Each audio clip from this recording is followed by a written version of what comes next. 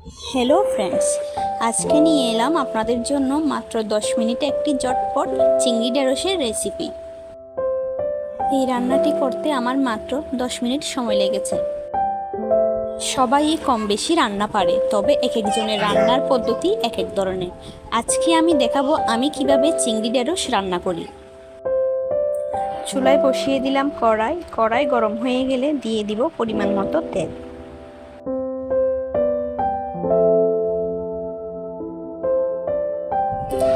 এবার দিয়ে দিলাম একটি পেঁয়াজ কুচি।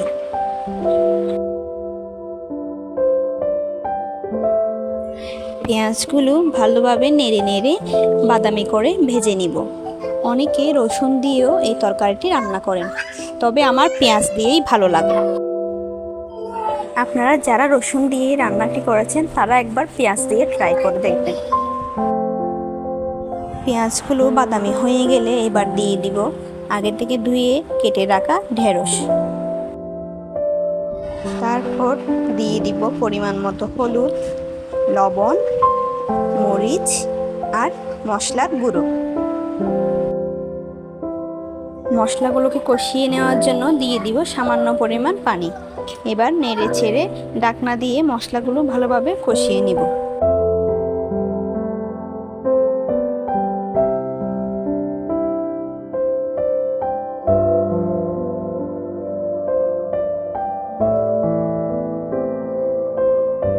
কিছুক্ষণ পরপর ঢাকনা তুলে নেড়ে দিব এবং কষাতে কষাতে এরকম শুকনো হয়ে আসলে দেখবেন মশলাগুলো কড়াইয়ের গা থেকে উঠে যাচ্ছে।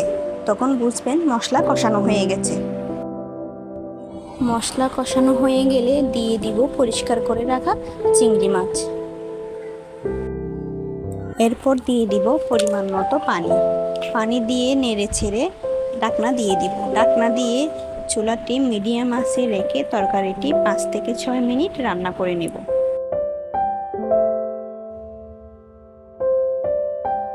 এই যে হয়ে গেল আমার গরম গরম চিংড়ি ঢেঁড়সের তরকারি। এবার পরিবেশন করে নিলাম। আজকের ভিডিওটি এই পর্যন্ত। আপনারাও বাসায় ট্রাই করে দেখতে পারেন। ধন্যবাদ।